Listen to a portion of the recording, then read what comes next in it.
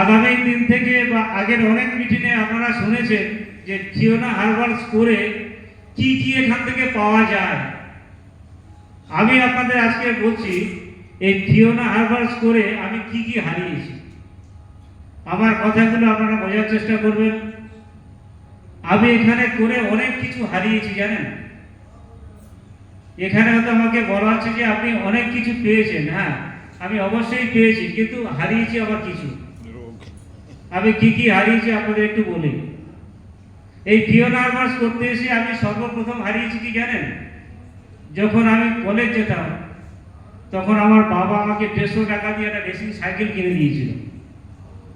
যে সাইকেলটা নিয়ে আমি কলেজ যেতাম, যেতে দুবার চেন পড়তো, আমি চেন তুলে দিতাম, এইভাবেই চলাফেরা করতাম।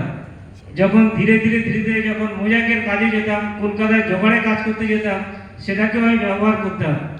যখনই আমি এই সংগঠনের সঙ্গে যুক্ত হয়েছি, ঠিক 1 বছরের মধ্যে আমি এখান থেকে হুন্ডা ইউনিকর্ন গাড়ি কিনি। এই হুন্ডা ইউনিকর্ন গাড়ি কেনার পরে আমি সর্বপ্রথম আমার সেই বাবার দেওয়া সাইকেলটাকে হারিয়ে ফেলেছি। আর কি হারিয়েছি, এক কামরা ঘরে আমি থাকতাম, যে ঘরেতে বৃষ্টি পড়লে বৃষ্টির জল নিয়ে আমাদের মেয়েটাকে নিয়ে আমি ঘরের সমস্ত মেঝেতে ঘুরে বেড়াতাম, বুক দিয়ে আগলে রাখতাম। আজকে বলতে গিয়ে আমার চোখে জল আসছে, তখন বৃষ্টির জলে আমার মেয়ে ভিজে যেত, অসুস্থ মেয়ে, আমি তাকে আগলে রাখতাম। আজকের এই ফিওনা হারবালসের হাত ধরে আজকে সেখানে আমার সেই ঘরটা আর নেই, সেখানে হয়েছে আমার 2 তলা পাথরের বাড়ি। এটা সম্ভব হয়েছে ফিওনা হারবালসের জন্য। আগেরবারে যখন আমি এই মিটিংয়ে এসেছিলাম তখন আমি ছিলাম সিনিয়র ম্যানেজার। আমার 312 নম্বর রুম আমার জন্য অ্যালার্ট করা হয়েছিল।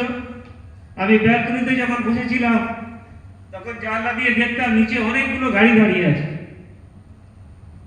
আমি ওখান থেকে ভাবতাম এই গাড়িগুলোর মধ্যে আমার গাড়ি কোনটা। আমি একটা প্রতিজ্ঞা করেছিলাম যে আমি যে কোনো কোশিশে যে কোনোভাবে আমি ডিরেক্টর পিন অ্যাচিভ করবো এবং গাড়ি কিনবো। ফিওনা হারবাল স্বপ্ন দেখায় না, স্বপ্নটাকে বাস্তবে রূপদান করে দেখায়। আমার সেই অবচেতন মনের স্বপ্ন আজকে রূপদান হয়ে গেছে। আজকে আমি 4 হুইলার নিয়ে এখানে আসতে পেরেছি, সেটাও ফিওনা হারবাল হাতে।